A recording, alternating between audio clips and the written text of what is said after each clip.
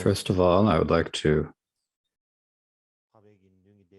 offer to all of the teachers and faculty members, all of the members of the Noble Sangha, the students in the nunneries, and all of the people with faith who are listening around the world, and all of my friends and relatives in Tibet. I'd like to offer you all my greetings.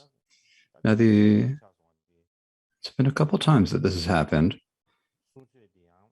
that I've had to kind of take a time off from the teaching because I feel a bit of health. Not really all that. Not that I'm all that sick, but when I'm doing the teaching, since there are only 4 times a week that I'm doing this, but the preparations take a lot of time, and so I think that that's probably the issue. And sometimes I don't feel so good, or might get a headache, and various such things happen. And sometimes I think that I would just really try hard for it, but then it gets worse, and so I think that I just can't force myself continually. And so for this reason,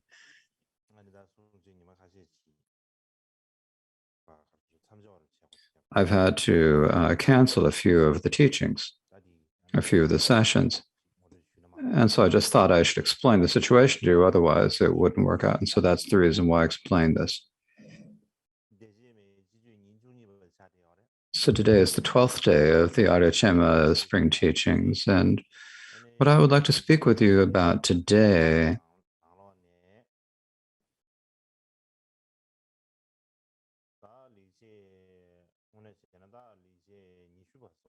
is actually today we should be speaking about the 20th a good deed from Mikyo Dorji's autobiographical good deeds. That's the point we have come to. And so basically, when I say the 20th good deeds, actually, according to the outline from the commentary on the good deeds by the attendant Sanya Peldrup, there are the passages on the relative bodhicitta. That's the passage we're speaking about. And that has 2 main parts: exchanging himself for others in meditation and taking adversity as the path in post-meditation. So basically, the meditation and the post-meditation.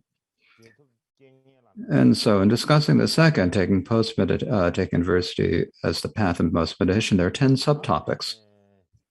And so here, what we'll be discussing today is this one.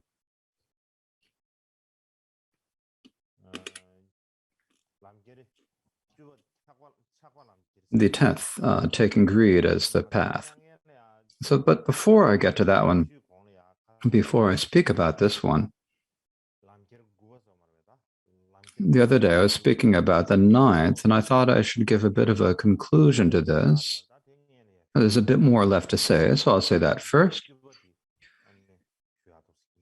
And then I will speak about the 10th of the applications. And the other day, when I was speaking about the 9th of these, when I was speaking about taking hatred as the path, I was speaking of basically in terms of the 8 worldly concerns. And so we come to the point, so what happens when you were, and what happens when we were talking about what happens when you take blame and praise and blame and stuff. And that is what happens when you're ignored or disrespected. That's what is left right now. So there's basically, so when you have to speak about what we should do when we experience suffering. But when there, so we've spoken a lot about the different types of taking suffering as the path. And so I don't need to say that much more about that. So I don't think there's any need to take pain in particular as to speak about taking pain as the path. We've spoken about that already. But I think it's good if I give like an example.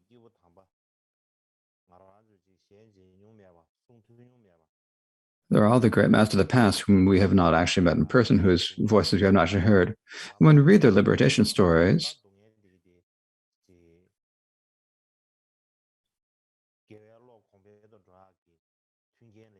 their accounts of how they took the suffering as the path, or how they took it as a tool to make their virtuous practice of virtue increase. And so we also should try to make the efforts to do the same thing. For example, if you think about the great masters of the recent times, you think about Tenga Rinpoche. I think most of you already know. We've all met him. We all met him. And Rinpoche, he had diabetes, right? And the diabetes was a particular type that was said.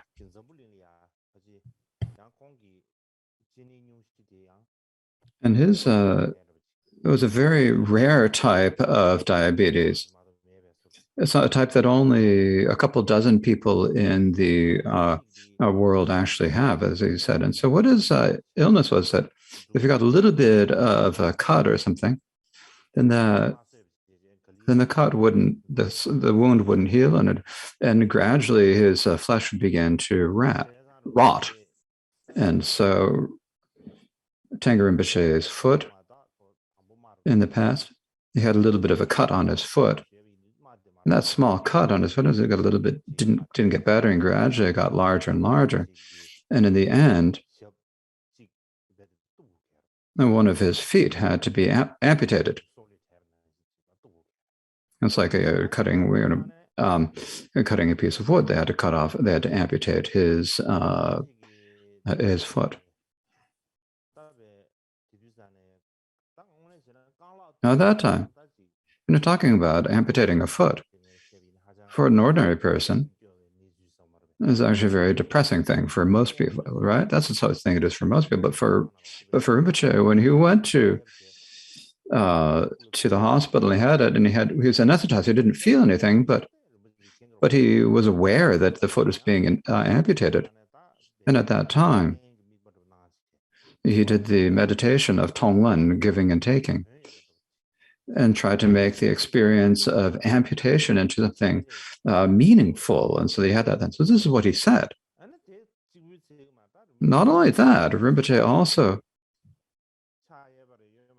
I don't remember if it was right or something, I think it was his right hand. On his right hand, he had first they had to amputate his little finger on his right hand. It was the ring finger. They had to amputate the ring finger. Or was it the ring? Or was it this one? Maybe it was the index finger. I don't remember which one. Oh, it was the index finger. So they had to amputate his ring finger. And after they amputated his finger, normally Tenga Rinpoche often did a lot of writing. When I was in Tibet, Rinpoche would write letters with his own hand and to send to me. And it wasn't just me, it was also the attendants who were around him. Many of them also got letters that Rinpoche had written by someone, and Rinpoche often wrote by hand. Later, after they amputated his finger,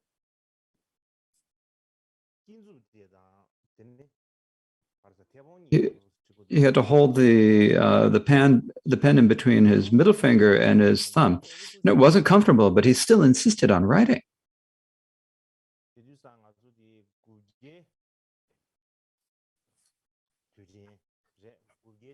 During the 900th anniversary of the Karmapa, it was during that time, at that time, Rinpoche came to the event, and in the evening, we had the Dusum Khenpa Guru Sadhana. And during that Guru Sadhana, now this is one that I had written myself. I'd written this new text, and so when reciting it, so it's a little bit slightly different way of reciting it. And at that time, when Rinpoche, when I was looking at it, Rinpoche was looking at everything that the Umze did, and he was writing notes in his text. So here you have to do the drum, here this is the melody you do here. He was writing the notes. So Rinpoche was always, he was like this. This is a special thing about Rinpoche. As he was really, in bad health, his eyes were no good, and his, he had no foot. He didn't have all his fingers, but he had a lot of enthusiasm. An ordinary person would get really depressed, and for one thing to think, oh, that bad health, and had some, you'd have a lot of mental difficulties and probably just end up staying inside, and we wouldn't continue to go here and there, and we just wouldn't think of doing that. But Rinpoche wasn't like that. It was only if he couldn't go at all. Otherwise, one time when we were doing the Mahakala Puja, but because of his health, I told him he wasn't able to come. And it's still, even though his physical situation is bad, he still thought, I'm going to go to Tibet. And he still had that enthusiasm and that inspiration to do it. And so there's someone whom we've seen and whom we've heard, that have that sort of they're like that. There's so many of these examples. And we think of the great beings or the great lamas, we think that they're only in the past, and we think that there aren't any these days. But we shouldn't think that way. There are ones whom we can see and listen to today, the great beings, great lamas. We can see them in person, and these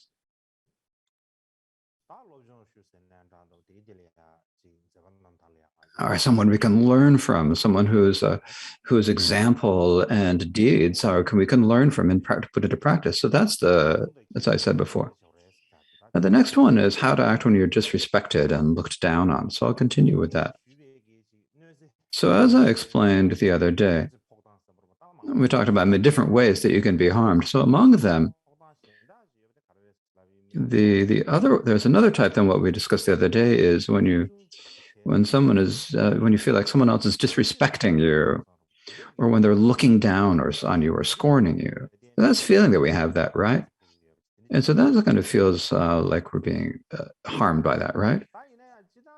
But of course, many people, when we say that we're being disrespected or that we're being looked down upon, people just don't want to accept it. Unless it comes to they really have to. They like to think of them as something being good. They don't want to. The idea that they're being disrespected or that they're being scorned, they just don't want to accept it. Still, these situations when we are being disrespected or scorned or looked down on, they happen all the time in our society. Sometimes we have sadness or anguish, or we have anger. And many of these, often the reason for this is that we feel like we're being disrespected and scorned. For example, in our lives, we think about it. If our parents treat our other siblings well, but we feel like we aren't treating us well, and think they're ignoring me, we feel like they're looking down on me. We get that feeling, right? Even within our siblings, among our siblings. And also when we're like at work, working in our office or a job, we have our boss is looking, and we feel like the boss is paying more attention to the other coworkers and treats them better, but doesn't treat us so well. And so we often have that feeling. When we think about romantic relationships, we think about is that often there's that partner doesn't consider us the most important. If we have that feeling, then that also causes mental pain. Likewise, when we're practicing Dharma, if you're a guru that feel like is treating the other students really well and treats them as more important, and when we think in that way, then we also kind of feel sort of like being disrespected or being ignored, right?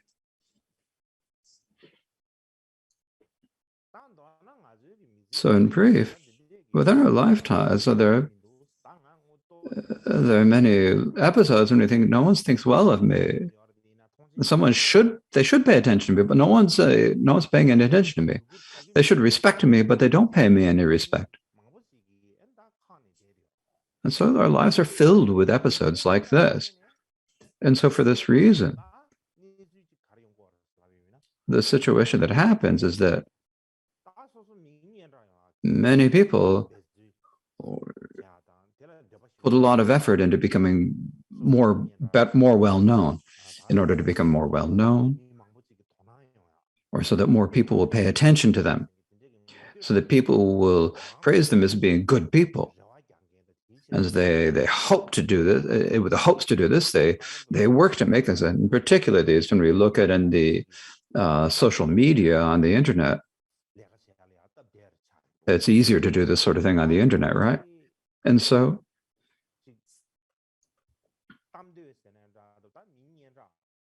if you think about it, the people who want to be praised or want to be well known or paid attention to, the reason why that there's so many more people who put a lot of effort into this, one reason is that, for one perspective, is that they have great attachment to being well known. They have a lot of attachment to being praised. From another perspective, when everyone pays attention, you have the idea. Is it your idea? I exist. I am. There's some meaning to being. I think I'm special. So you have this idea becomes clear, and you feel like people are paying more attention to you. And this is what it comes from, I think. For example, like we have WeChat, and looking at WeChat, we have the WeChat. There are the moments, and so there's the social media aspect, and you can put the WeChat moments. You can put into your pictures and videos and post notes and so forth. And likewise in Facebook, you can also within Facebook, you can also post your pictures and videos and messages or whatever you want. You can post them all. And the reason why you feel like putting so much in is that fundamentally, it's a way to get people to pay more attention to you. And sort of to confirm and make more stable the idea, I exist, I am. And it's a way to gain acceptance from other people and recognition from other people. So that's why we put effort into it. It's not only that, sometimes what some other people do sometimes is, even if they don't really want other people to praise them, but they think that if other people insult them or criticize them, they think that's okay. It's okay even if they're not praised.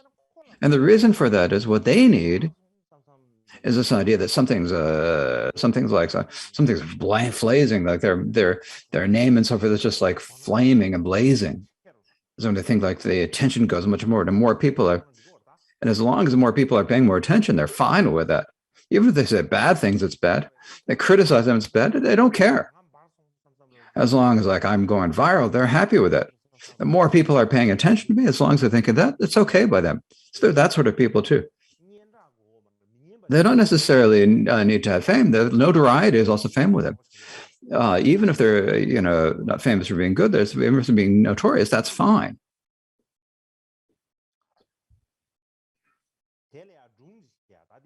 And so there's a story to it, and this is a story. This is an actual story. Now, the things I told you before, they were actually historical stories, but what I'm telling is like it's just a story, a made-up story. So the story goes like this.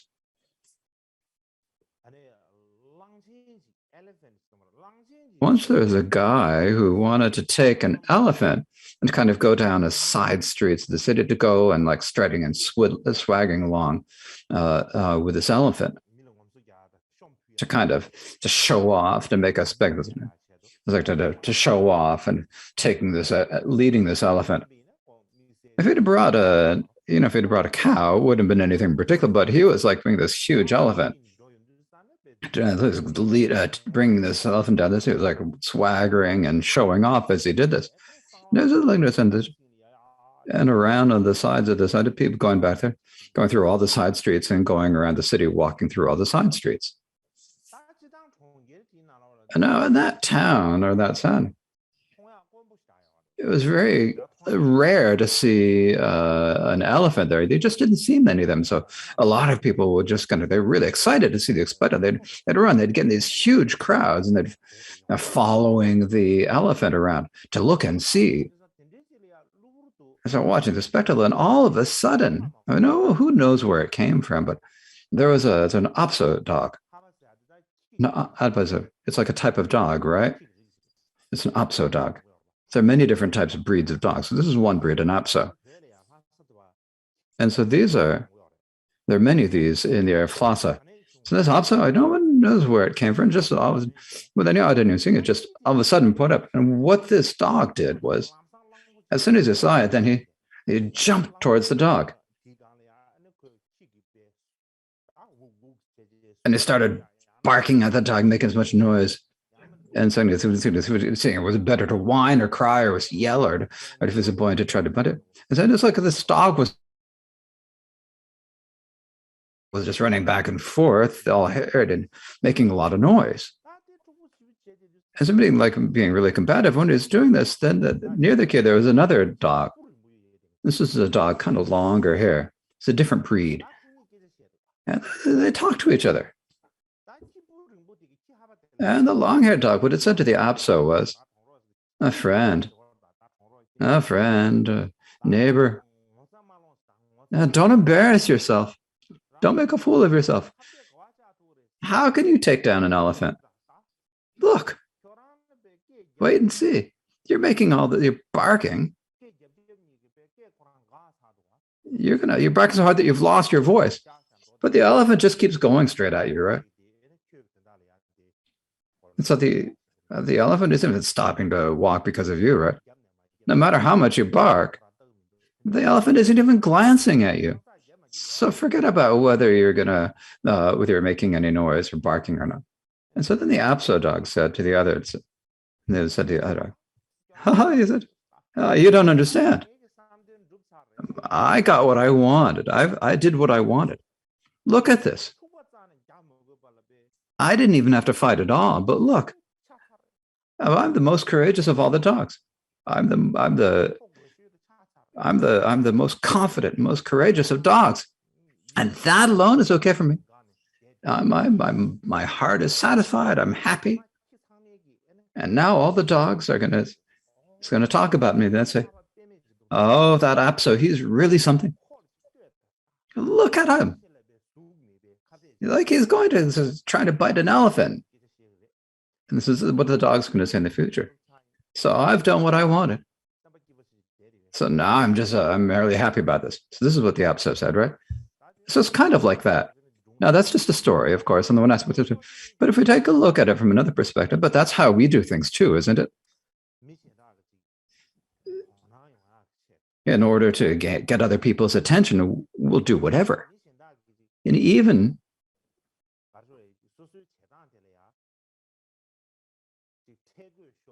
we say that I used to try to chase them, and even they laugh at us because of what we're doing. But we don't think it's embarrassing at all.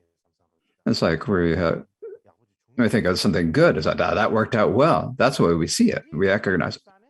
And so for that reason,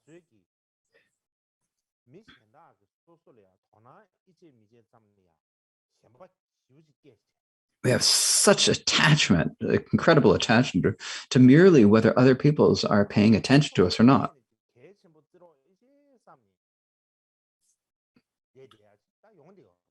And it's kind of what we look for. What can we do? What angle can we come at to make people think that we're more important? So what is the reason or the purpose or cause for doing this? The main cause or condition is we have this idea of we have to sort of bring out our idea that I exist, the idea that I'm special. And to feel like there's a purpose for us being there. So it's to make this idea of being special even better, and to get acceptance from others. That's why we do these things. So if we think that, so what is the reason why we have to think, oh, I exist, I'm there? Just why is it not enough to just be human, but why do we feel like we have to be the special person? Why do we have to have someone that everyone's going to pay attention to us? Why do we have to make people think of us like that? And so it comes down to the fact that ultimately, deep in their hearts, people don't have a lot of belief in themselves. They don't have a lot of confidence, don't have a lot of belief.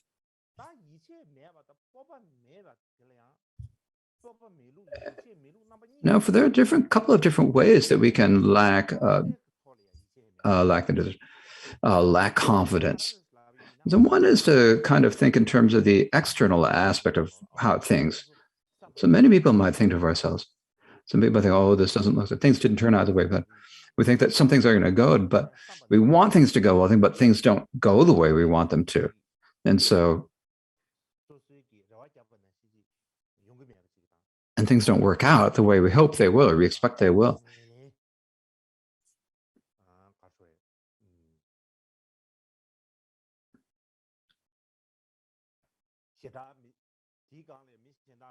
And other people don't pay so much attention to us. And so, for that as then we're even less confidence, even less self-confidence. We think, I don't have anything, I'm nothing. It's not going to work out for me. And we lose any belief in ourselves. We lose our self-confidence. And so this is basically not having belief in terms of our external experiences, external appearances. This is something that comes from things that we can all see. Now, the second reason is that we don't believe in ourselves in the depths of our heart. What this means that we don't believe in ourselves deep in our heart is that if you look at it outside, even if there's not really any external expression of not having self-confidence or not believing in yourself, deep in your mind, you think like, there's no reason for me to be. What was the reason why I was born?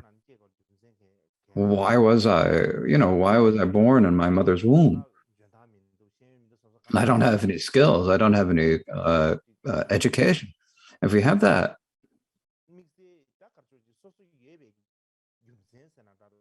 we don't feel like there's any reason for us to be or an explanation for us to, any real clear reason why we should be or exist. And so it's going to into the external appearances. We can recognize there's the lack of self-confidence because of that, or whether it's not manifesting external appearance. A lot of people don't have self-confidence. They don't believe in themselves. They don't think of themselves as important. They feel like other people don't accept them. And then because of that, this creates a lot of problems. So like these days, you have depression. Look at the depression, like there's a mental illness where you just feel a lot of mental suffering that happens to a lot of people. Likewise, with many other ones. Some people, sometimes they're, kind of fat, but they think that they're a little bit fat, and they see that other people in this. And it's a happen to young girls at the age of 12 or 13. They say everyone when their classmates say that they're fat and they think that this is bad. They think that being fat is something that really hits them. And in order to not feel fat, then they don't eat food. They stop eating. And eventually, eventually they get to the point where they even see food, they feel revolted. And they get sick and they get extremely thin. So many such situations. Likewise, for when people say various things about them and criticize them and all them, and then there are others. There are quite a few people who commit suicide because of that. So all of these is because of not believing in yourself or not having and not giving themselves any space, and not seeing yourself as being a good. And this is why these happen. And so for that reason, so at this point, so I have to tell a Tibetan story. Now, this is a real story, a true story. This is a story about a historical event. And now you all know this story. Milarepa subsisted by eating only nettles. He only ate nettles, and because he sat there, he lost all his physical strength. And his body came to something like no one would bear to look at. Like he body turned skin. It was like it's kind of like his body started to decaying. It's like it gets a little bit kind of gray. It's like almost getting it's moldy. It's like really extremely emaciated. And when he's starting to walk, I think he's going to fall over. And his arms and his legs, he thought they're going to just break. It was just like they would break it. And if someone else would look at him, then people would wonder, is he really a human or not? People wouldn't believe it or not. So this is the way it happened. And when he got to that point, then at one point there was a large group of people who came looking for feathers. They're looking for feathers to make. They're useful for making feathers and so forth. And where do you get them? You need to go to the caves where there are birds' nests, and so they went looking for bird feathers there. And so a lot of people were going through all the different caves and the mountains looking for feathers, and they got to Milarepa's cave, and they saw Milarepa was in there. And the moment they saw Milarepa, they thought it's a ghost. There's a ghost there, and they all ran away. And the reason for that is this really emaciated green persons, like they're all frightened of them, and they all ran away. There's a ghost in there. They all ran away, and then Milarepa at that point said, "I'm human. You don't need to be afraid. I'm human." So are you really? They said, "I'm not sure. Is he really or is he not?" So they're kind of standing. They weren't sure. They couldn't come close, but they're looking from far away. Is looking from far away, peering.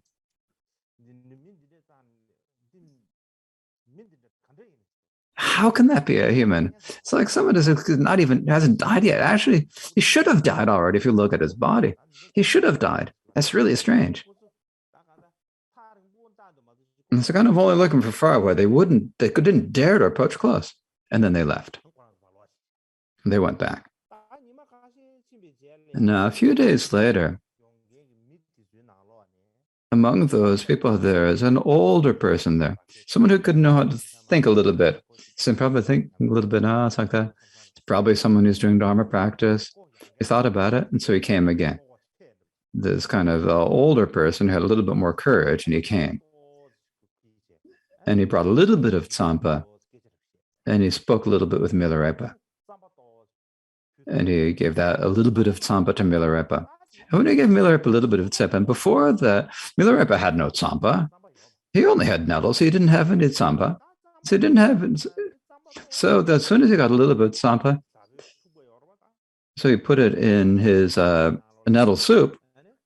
So in the nettle soup, he put some bit of tsampa in this nettle soup and ate that. And he had this feeling like his health became much clearer, like it felt very comfortable. And then he sang that song, the Song of Interdependence, that became really well known. And we think of it, but to put a little bit of tsampa in nettle soup, how's it going to make it feel so good so quickly? But for Milarepa, it was so extremely bad. Like he had absolutely nothing good to eat. You put a little bit of tsampa in there, and that kind of like sustained his body and kind of helped it feel clear, and but it was really beneficial. And so for us, we're just always eating all the time, right? We aren't going to have that sort of feeling.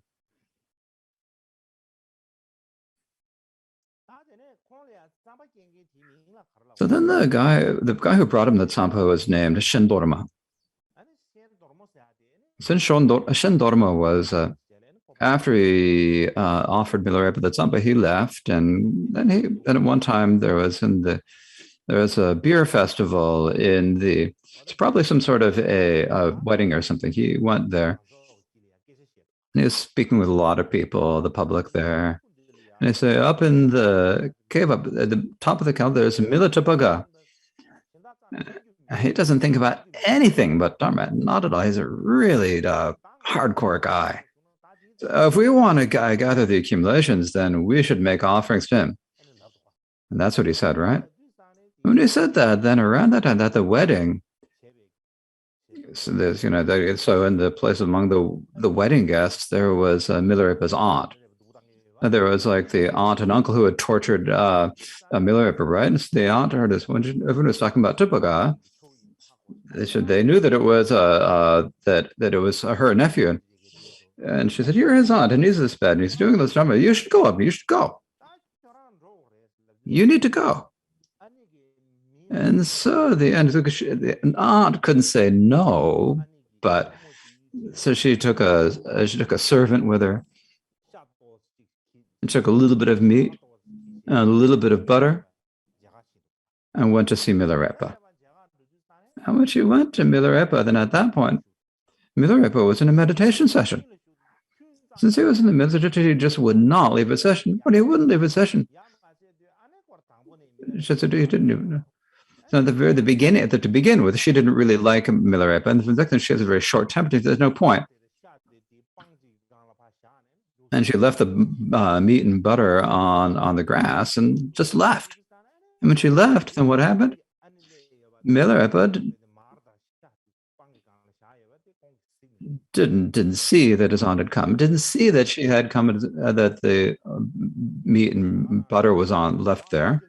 And so what happened is all of the foxes and the wolves came and they ate all the meat and the butter, and there was nothing left for Milarepa.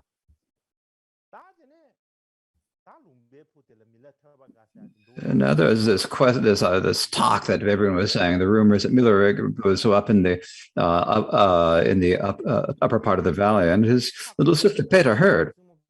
She heard this, and when she went to the aunt, because the aunt had gone to see Milarepa, so she went to go talk with the aunt. And she was asking the nuns, then the aunt said, so I went to go to bring him, make him an offering, but he didn't pay any attention. He did nothing at all.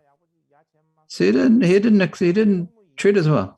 But you're his sister, so it's probably better that he'll meet you. So the aunt sister told her, you have to go this way, and told her the whole way. And so Petra went up to see her. The sister went up, and she followed the path and got to the cave where Milarepa is. When she went outside, she was looking. She was saying Tupaga, which is saying, calling for him. And Milarepa gradually came out of the doorway of the cave. When she saw him, the sister when she's saying, this emaciated person, how can this be my brother? And she sort of ran away because Petra didn't recognize him. She's just a scary person no one could recognize. But Milarepa knew that it was his sister, and he said, oh, come back up. And when she said, come up, but then Petra said she didn't recognize the face, but she recognized his voice. And so she came back to the cave. And she looked at Milarepa and it's like, no, the Milarepa at that time, all his body hairs had turned green.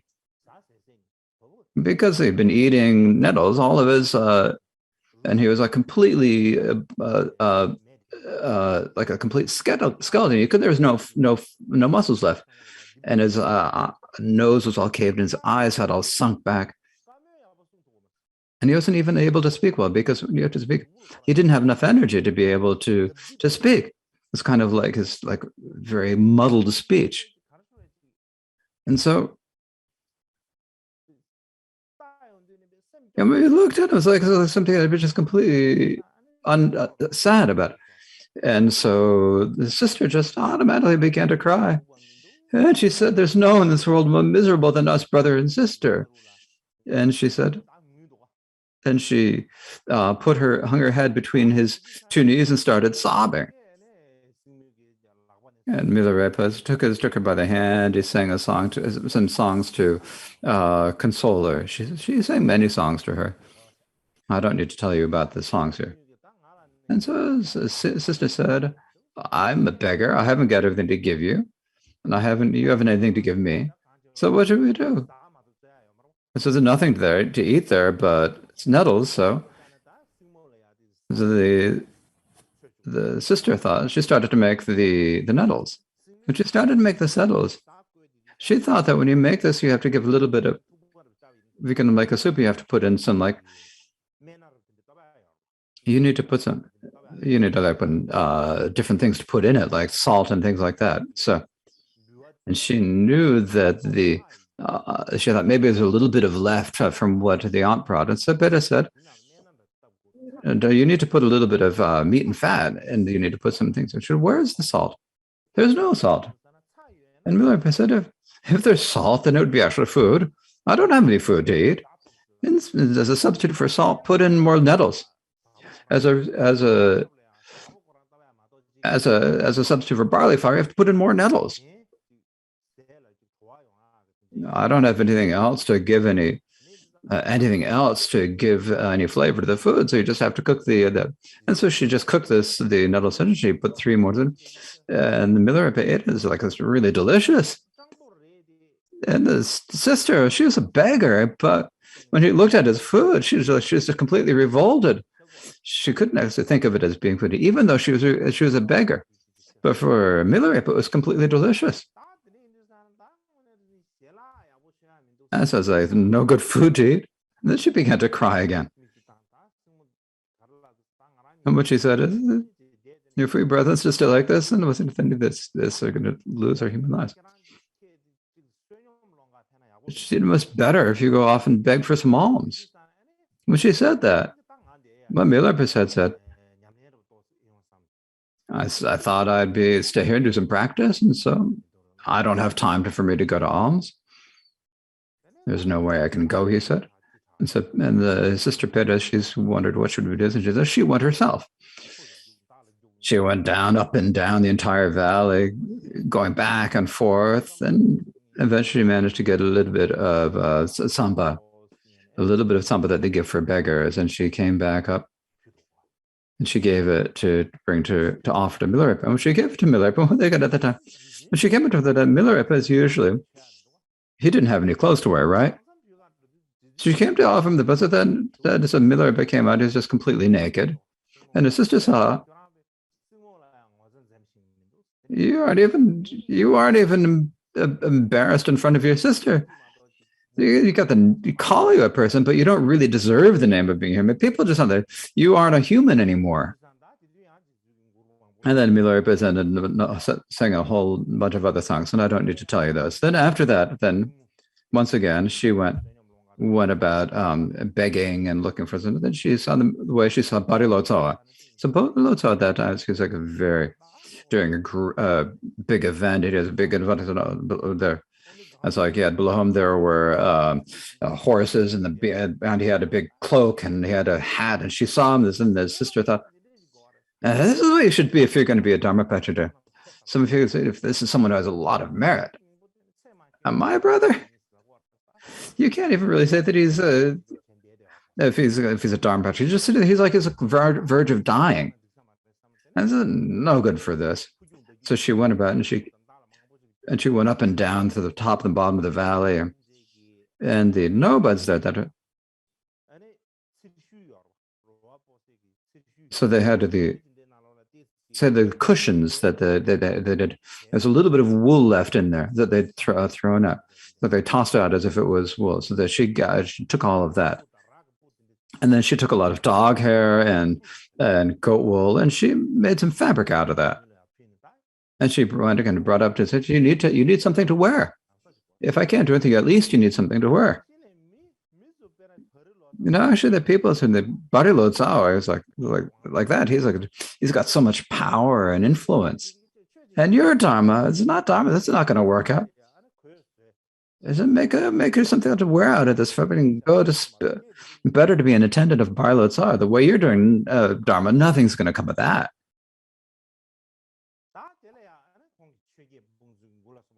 And so then he's sang many songs about the 8 worldly concerns and all that. And at the very end, what I want to speak is the main thing I want to say here is, and then the sister went, got to get more begging. She got a bit of tsampa and a lot of beer. And she brought these, and she came up to see Milarepa. And they had a Ganachakra. And because of the tsampa and the Ganachakra, they had to have a little bit of a Ganachakra. And so the Milarepa said at the time, in the future, sister, you don't have to come back. I'm going to Dharma practice. If you keep on coming, it's interrupting my practice, so you don't need to come. And he's sang the song about running out of tsampa. And it's a little bit different, isn't it? So the version that I have is the one from the Janakman. I thought it'd be good if I read it. I supplicate my Lord Guru, bless this beggar to stay in mountain retreat. If I can die in this mountain retreat, my joys unknown to enemies and woes unknown to my family, this beggar's aim will be fulfilled. If I can die in this mountain retreat, my cold unknown by my father and hunger unknown to my mother, this beggar's aim will be fulfilled. If I can die in this mountain retreat, my aging unknown to my friends and sickness unknown to my sister, this beggar's aim will be fulfilled.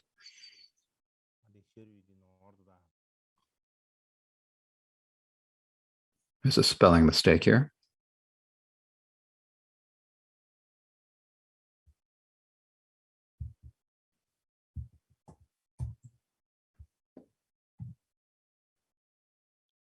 If I could die on this mountain rebellion, ants sucking on my flesh and bones, bugs eating my muscles and tendons, this beggar's aim will be fulfilled.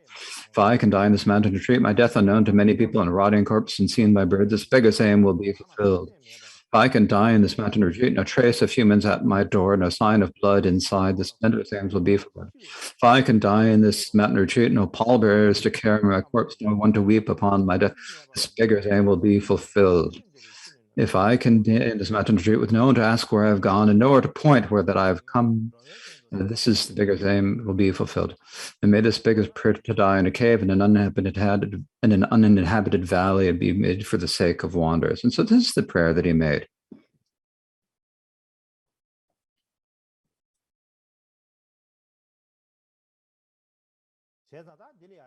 And so if we look at this, what we notice is this is completely given up everything, given up all ties. He didn't, if his friends or his family didn't know, but it's a no feeling. And if other people just don't know about it, then and if even birds don't know that my corpse is rotting, that's fine. He said many things like this, right? And so, if we look at this,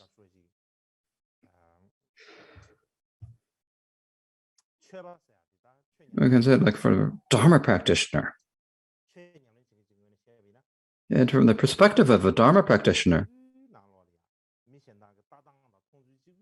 we cannot live only within the way other people see us, the way other people think and expect. Our own level, this level of our skills we are, just cannot be determined merely by whether people think are important or whether they're just pay attention to me or whether they're acceptance. So your level of Dharma practice, your level of skills is not about whether someone thinks you're important or whether they accept you or pay attention to you. That's not what is important. So the level of how good you are and how bad you are cannot be decided by other people alone. And as it says in the 7 points of mind training, of the two judges hold the principal one. And similar. So whether you're a good person or not is not hidden to you. So you have your own, the authority of your own mind. You have the true Dharma and the measuring stick of the Guru's advice, and you measure yourself against that. It's not merely with the way other people see you or other people's opinions. That's not the most important. Our belief in ourselves, our self-confidence, our belief in ourselves should come from the true Dharma and from our practice. Actually, so we have this pure motivation, we have bodhicitta, and we have compassion. If we have that, then we can have confidence in ourselves. And that alone is a cause of being happiness. Because realizing we have this special jewel, this precious, this idea that we're important and significant. We recognize that. So in brief, there's no reason to get upset if other people ignore us or don't pay attention to us. For instance, someone who practices the Dharma, the main project of our life is to really examine our own intentions and actions, see whether they accord with the Dharma or not whether other people like them or not. That's not what we consider the most important. So in the society, the way people see us and the way people look at things are very often different. There's no way we can be in a way that goes the way other people want, everyone else wants. Because some people are going to see you as good, some people are going to see you as bad. And so And so if when it says some people see you as well, if you get inspired and other people see bad, if you lose your inspiration, if that's how it is, then there's no way that our life can be stable. And in particular, if you have 100 people seeing you badly, but there's one person who's looking at badly, then that one person who sees you badly is going to be even more important, because the other people who think you're good, they aren't going to speak to you. But the other person who would say you're no good, then immediately we're going to say you're going to think that everyone in the world sees you as bad. Actually, there are 100 people who see you as good, but they're not saying anything about it. They don't have to say that you're good. And if there's one person who's giving you a hard time and saying you're bad, and immediately it's like we get upset about it.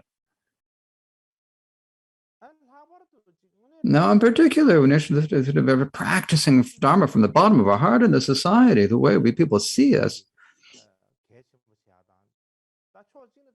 it's not really something we should consider that important. We could look at it, but the way people see it in society, see things, is not the true Dharma.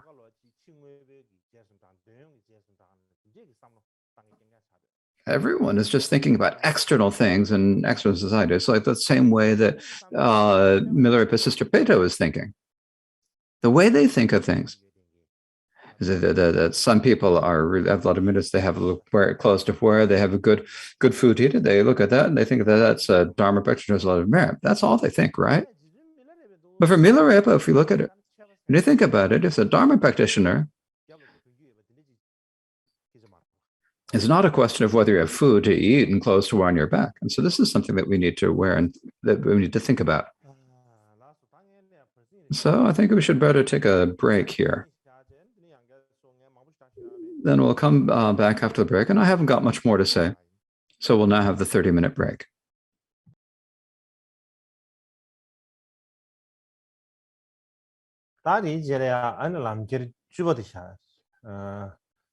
착발람 게르사데 슈아임브레 다 리제니 순소송 나로네 안데 리제니 슈바차데요 다리 시제데 간데지레 슈비미나 통메 뒤네 코메기지 루심동에 타브 두 유럽에 Since time without the adversary, it's in this 20th good deed. Since time without beginning, samsaric birth and death have with their agonies wearied my body and mind.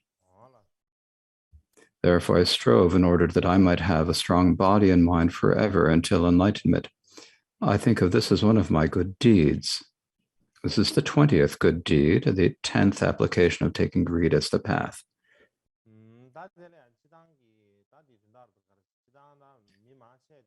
So generally, the meaning of this is that most people, from beginningless samsara up until this present body, have taken birth many times in the three realms of samsara. And during this time, they've experienced many different types of suffering. And in the future, we'll continue to certainly experience the unbearable sufferings of the birth, aging, sickness, and death. But we don't really think about this. And in addition to not only thinking about that, we still continue to cherish our own body.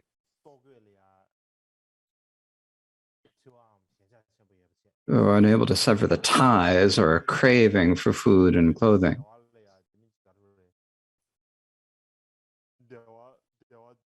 And our craving for the pleasures of desire, we're unable to cut through the craving for that. Even when we're practicing the Dharma, we say that we must not let our body go to waste. So that the body is really important, we say. And so we give a lot of reasons and then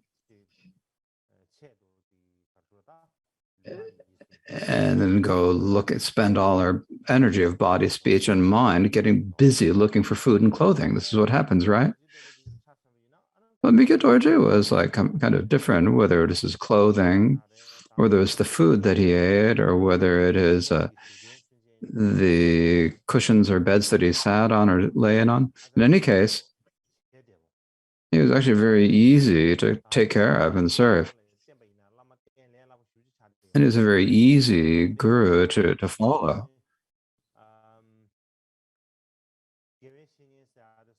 It's basically said like a spiritual friend should be easy to nourish and fill, as it said. This is a saying we have, right? A spiritual friend should be someone who is hard to serve, and who, even when you talk about food, even it's like is difficult to please in terms of the food. If that's the way it is, then it's difficult to serve the Lama. So one of the characteristics of a spiritual friend is that they're easy to nourish, to fill, and to efficient president. And so that was a feature that Mikado Dorje had, and particularly with food, is whatever was served to you was fine. No matter who was offered, he was fine.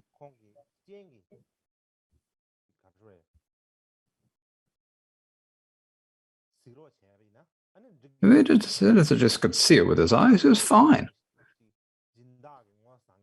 And so it doesn't think if they had to, placate some sort of or to keep up with the British sponsor, or whether the food was delicious or not, or whether there's a strange food or not. He didn't care about that.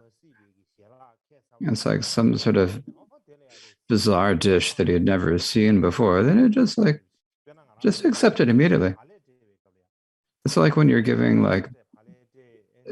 food to, or giving a piece of bread to a kid, and the kid, to a child.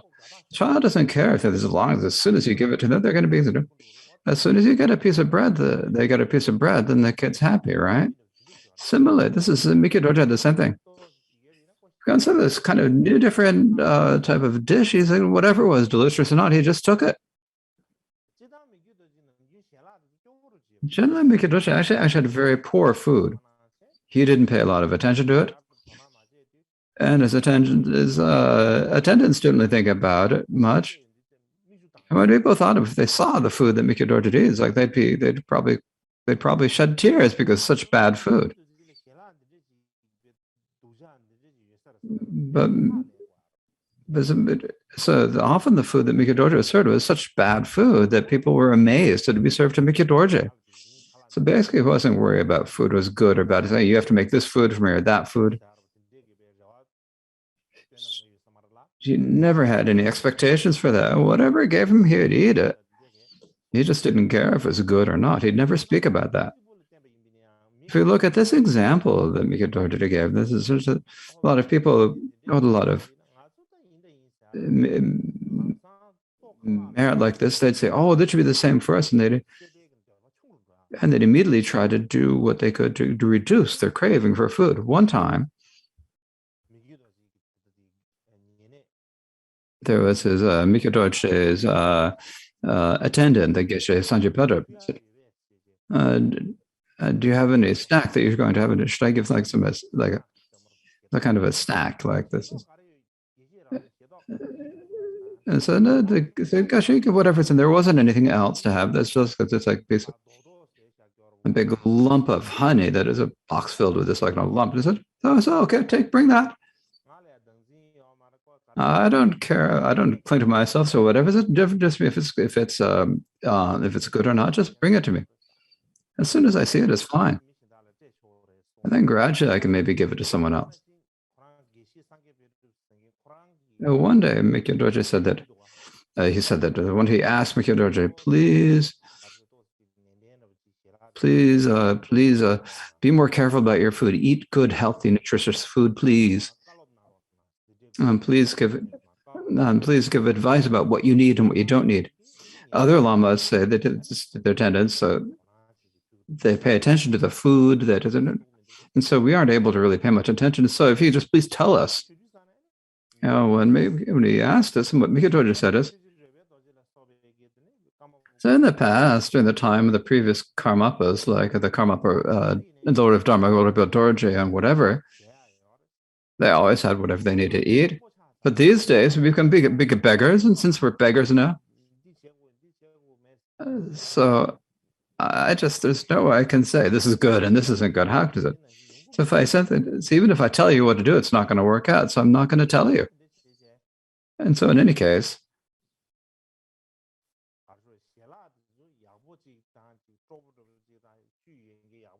it is didn't eat any foods that were good or very good. But actually, his health was great. His complexion was very good. So in Tibet, when you have a long days, if you don't drink a lot of tea, then your body can get a little bit uncomfortable, a little bit lethargic. But Mikyo Dorji, even if it didn't have tea all day, like he never got lethargic. Sometimes in the day, like these days, in the daytime, if you don't have a little bit of tea or coffee or something, you fall asleep. But Mikyo Dorji wasn't that. He never got sleepy. He wouldn't drink tea or anything all day long, but he was just like never got kind of lethargic or never felt sleepy at all. And if you think about his clothing, he's a great Lama. So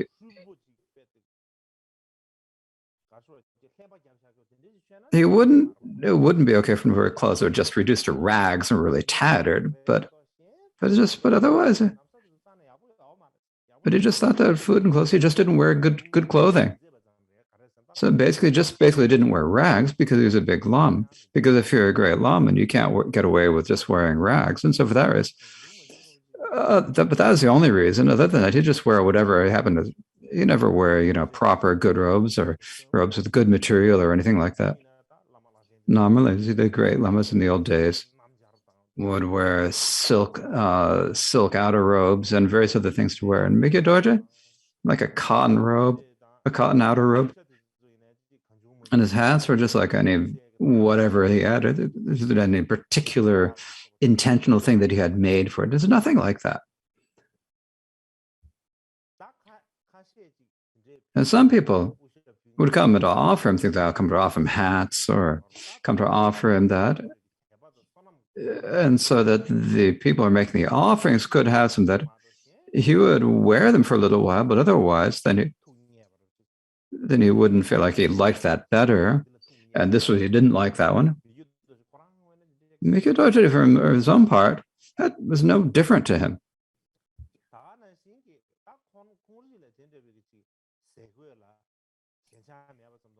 And since Sinhala didn't have any attachment to food and clothing, he also encouraged other people not to have so much attachment to the body or their food and clothing. And the people who did this, he really liked that. And he praised people like this.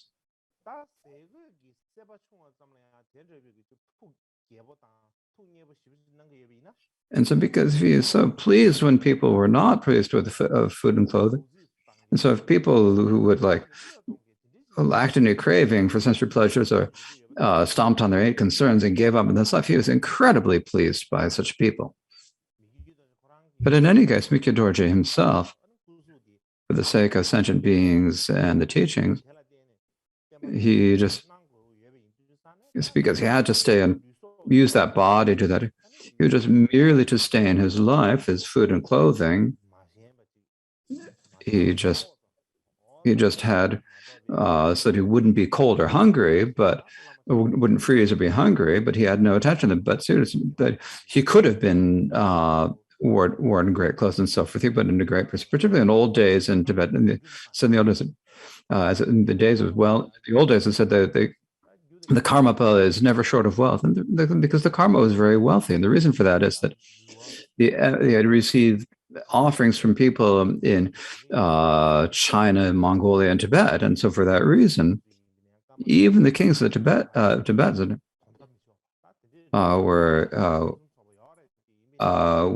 the kings of Tibet would not have been satisfied with his. Would have been satisfied with his the Karmapa's wealth, and so he was but he was not like that. He was just not worried about these sensory pleasures at all. So basically,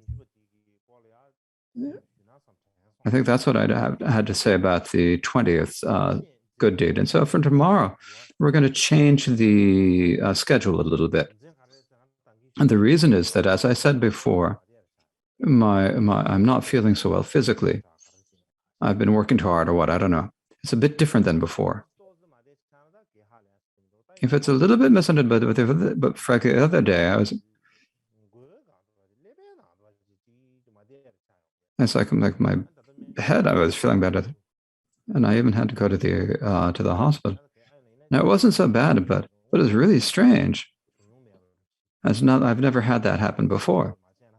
And so I think it's better for me to be a little bit careful. So for that reason, so we need to change the schedule for the next few days. And so the way we'll do it is that today we have the tea, with the today and the 15th we have the tea. So on the 16th, we're going to take a day off.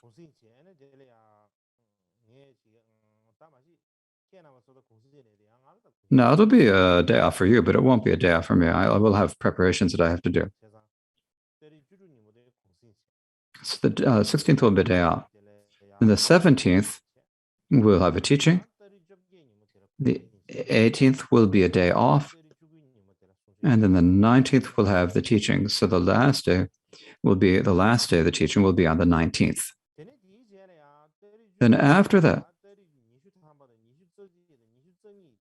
on the 20th, 21st, and 22nd, for 3 days, we won't have any teachings, but we will have, I think it's good if we recite some prayers or do some puja. And the reason for this is that these days, in the recent times, there's the war in Ukraine, and many people have passed away in the war, and the war is still going on. And this war, if this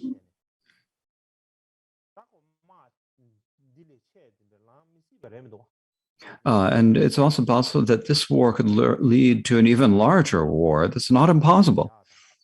So in order to pacify the war, and also for the sake of pacifying, ending the war, and for the people who've passed away in the war, I think it's important that we do some puja for them.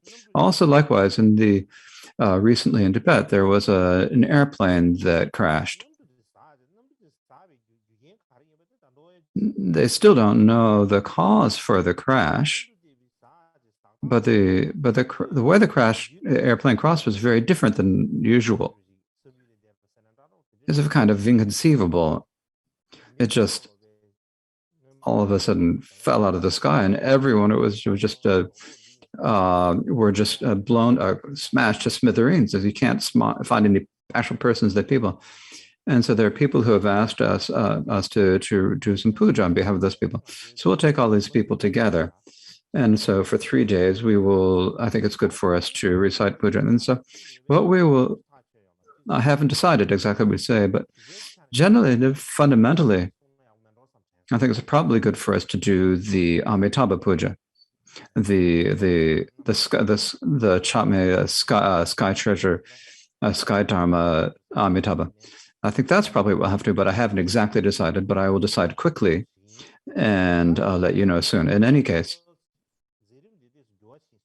we need to change the question. So we have 1 day question, then the next day we'll have nothing. And then the day after, so I have a day of teaching, a day off, a day of teaching, a day off, and then teaching. And I think that in the future, doing it this way is probably best. If we don't do it, I think it's the best way to do it. A day of teaching, a day off. And if we do that, then my body just, if I'm working too hard for my body, it gets strange. I get a little bit I don't feel so good after that. Sometimes I think I should just work hard, but sometimes if it becomes really strong, then if you try too hard, then it's not good. So I need to think about the future, the long term. And so this is the situation. So this is what I have to say to you. So that is enough for today, and we'll leave it there. So we will have the dedication prayers.